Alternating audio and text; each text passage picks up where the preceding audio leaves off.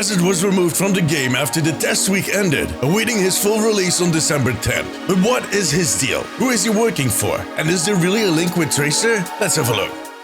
Guys, this time around I checked 12 times, but the Hazard playtest really is over. Blizzard extended the test yesterday, making my video that I posted start out with a lie. But anyways, it's all good. At least we got a few extra hours to build purple walls and yell at people in a Scottish accent. Now, he won't be gone for long though, as Season 14 is already starting in less than 2 weeks. Now, as we await the info for that season, I wanted to take this time to dive a little deeper into his lore, his personal story, find out who his alliances are. He has none. Thank you for watching. No, okay, he has a few. If you have read the comic they released last week, you know that he was a punk kid that grew up in a rather difficult family and who turned to the establishment, aka the military, in hopes of finding stability, guidance, contributing to society, you know, all that stuff. But one bright and sunny day, him and his puppy Macy were caught in the middle of an accident. Well, accident. A jet was shot down above him, crashed into a building, and the debris kind of tumbled down on top of him. Now, I'll come back to that jet in a second. It is not just a mere jet. This jet has fueled a lot of theories. But first, let me continue with Hazard's story. He survived the accident, clearly, but he lost both his legs and an arm. Now, the military sent him off with some cheap cybernetics, a few pills, and some money, and told him to forget about everything. Yeah. He felt betrayed. He felt abandoned by yet another family. And so he set out to find another one, the Freaks, which is a network of rebellion groups that fight the establishment. So is he on the good or bad side? Is he closer to Talon or closer to Overwatch?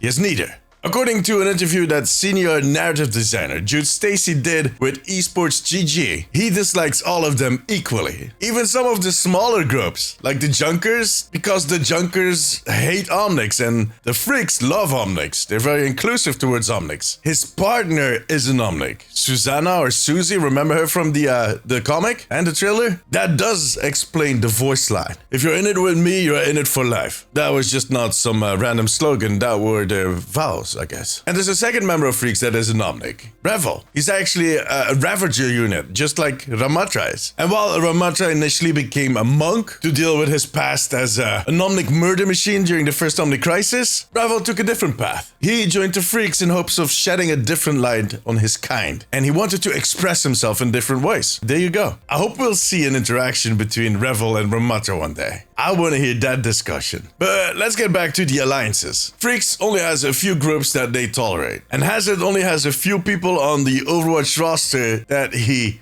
likes. Literally, a few, 2 of them. It's Ash and Kiriko, a weird combination, I know, but it does make sense. Kiriko is part of the Yokai gang, who are fighting to liberate Hanamura from the Hashimoto clan. So they're basically also fighting the man, the establishment. Ash is part of the Deadlock gang. She's actually the leader. Now, you might think, hey, come on. The Deadlock gang, those are just criminals. Yeah, see, their cause is also very anti-establishment, but not necessarily to benefit anybody else but themselves. That is kind of the difference. However, they are very inclusive to Omnics and they will protect their family, their gang, till death. They basically have that same code the Freaks have. If you ever get the chance to read the Ash short story, that is in the Heroes Ascendant bundle that they released earlier this year, you'll never call the Deadlock gang criminals again. Well, you might, because they are still up to very shady business. And so do the Freaks. They stole that vanadium, remember? From Oasis? And it turns out that they didn't steal it for Talon. They didn't steal it for anybody else but themselves. Because they wanted Hazard to start pooping purple crystals. Talking about changing your diet.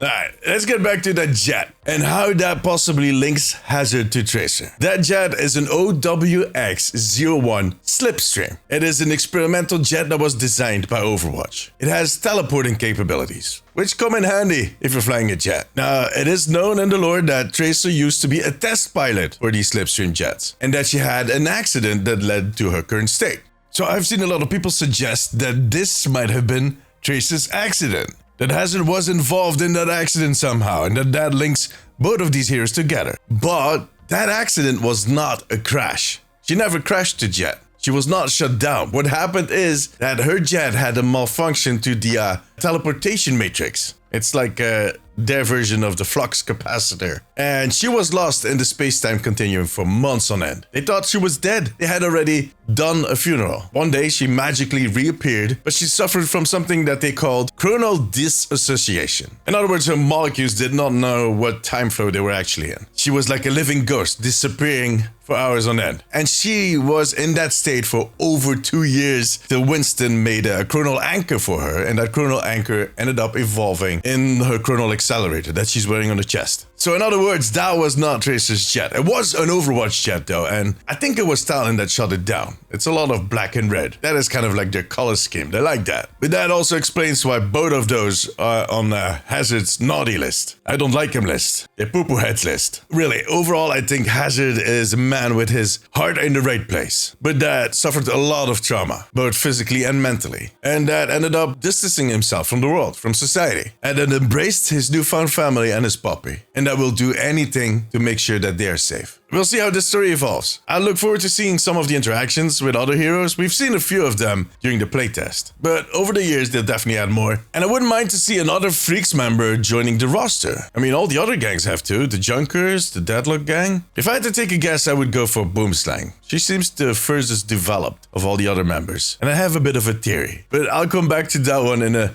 future video. So make sure to subscribe. But what do you think about this little bit of lore that we got for Hazard? Let me know in the comments. For now, however, that was it. If you like this video, give it a thumbs up. It always helps me out. I also want to thank my patrons. I could not make these videos without you guys. You have my eternal gratitude. You too can become part of the Omnic Post family over on patreon.com/the Omnic Post. If you have a few minutes left, maybe check out this video. Click it. But above all, take care of yourself, take care of each other. Bye bye.